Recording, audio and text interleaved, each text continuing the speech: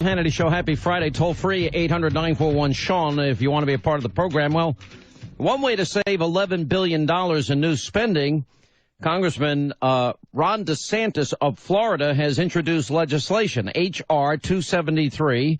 It passed the House, 261 to 154, 43 Democrats voting for the bill. And it's also known as the Federal Pay Freeze Bill, which overturns the executive order that was issued by Obama, which implements an across-the-board pay hike for federal employees, including members of Congress, members of the president's cabinet. The vice president gets a nice kick-up in salary, and the bill would save you, the taxpayers, $11 billion. Anyway, Congressman DeSantis is here to give us a quick summary of this. How's it going? Hey, Sean, how are you? Thanks for having me. I don't think anybody should ever be allowed to vote themselves a pay raise. I think this should be one of those items that should be a referendum item given to the voters. Oh, I agree. And, Nancy Pelosi, I saw you had posted something on your website, said that it's beneath the dignity of Congress to have any type of pay reductions for us. And my view on that is I thought it was beneath the dignity of the institution to pass bills without reading bills and to do 1,500-page bills like we did when she was Speaker. And so I think the American people are not happy with how Congress has operated, particularly starting since 2009. And my view is, hey, you should be paid for your performance. If you're not performing well, you certainly shouldn't get any pay increases. Well, of course, she's well known for the health care bill. We got to pass the bill to find out what's in the bill. And more recently, I don't know if you heard her comments this past week where Nancy Pelosi's actually saying that we don't have a spending problem. Did you hear this? Let me play it for you. Yep.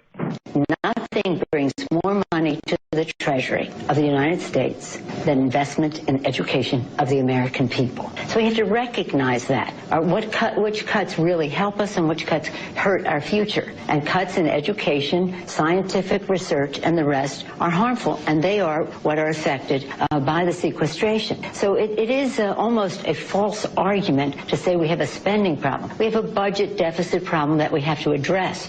A budget deficit problem. We don't have a spending problem. We're borrowing 46 cents of every dollar. That's not a spending problem? Well, and it's interesting, Sean. I've been here a month and a half, and we've tried to cut spending a couple times, very, very little. And Democrats like Pelosi, they go crazy. They say that you're trying to end the world as we know it, throw people out on the street and all this. And so they have no interest in cutting any spending. They're saying the exact same things they were saying before the fiscal cliff, that the problem is we're not taxing the wealthy enough. We just did $1.6 trillion. I didn't. Most conservatives didn't support it. But between the fiscal cliff tax hike and the Obamacare tax hikes, starting in January, that's $1.6 trillion in tax increases, focused mostly on upper-income Americans. At what point is enough? And I don't think the Democrats have an end point in sight. They think that they can tax their way out of this mess, and you just physically can't do that. They're obsessed with raising taxes. But you also pointed out that federal employees, on average, they get 16% more than their private sector counterparts. So, even during the so-called pay freeze, federal employee pay has gone up by $3,300. The private sector's only gone up $1,400.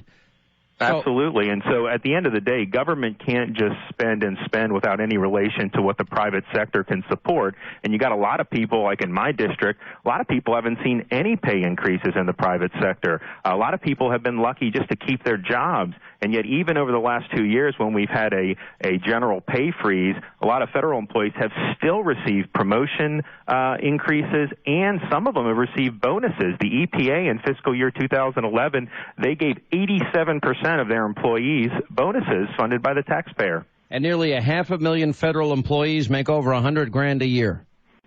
I know, and so you're looking at it, particularly with people who are more middle managers. Those skills, if you translated them into the private sector, would get you far less than $100,000. You get less generous benefits, and of course, federal employees have way better job security than the average person in the private sector. And I don't begrudge. We got some great federal employees, FBI agents, some people who do a great job, and they should be compensated. But when the private sector is struggling, government needs to tighten its belt. Now, where is the 6th District of Florida? Is that the Sarasota area? Is that the South Florida area? Other side of the state. So we start in Ponte Vedra Beach, yep. And we go south to include St. Augustine and Daytona Beach. Well, you're in a good district. I mean, and this is your first term? It is. And what have you learned so far, except that it's just a bureaucratic nightmare? It's amazing. I knew the government was big. I ran against how big it was. but I've seen things come across my desk for agencies and little programs that I had no idea they existed, and I don't think any one individual can possibly comprehend how big the bureaucracy is and the scope of the spending and reach of this government. And so it makes it tough for guys like us who are trying to get a handle on this. And then I think the second thing was I knew Democrats did not believe in cutting spending, but I've been surprised at how, I mean, they will cry bloody murder if we just try to even slow the growth of some of these programs. And it makes it very difficult to see how we're going to get this stuff fixed until we start winning more elections as Republicans. How they've treated you there, how do you feel, do you talk to your Democratic colleagues, or are they just locked into their political ideology and there's no hope? No, I talked to him. I think some of them are good on some issues. I mean, we did the no budget, no pay. I think that makes sense.